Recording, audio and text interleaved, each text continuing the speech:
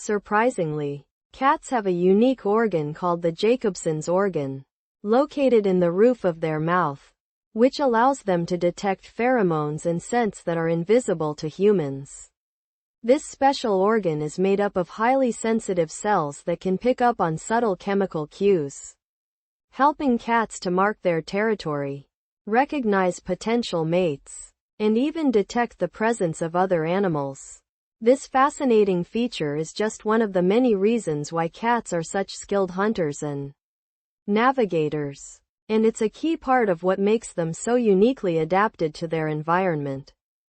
Like and subscribe for more amazing facts.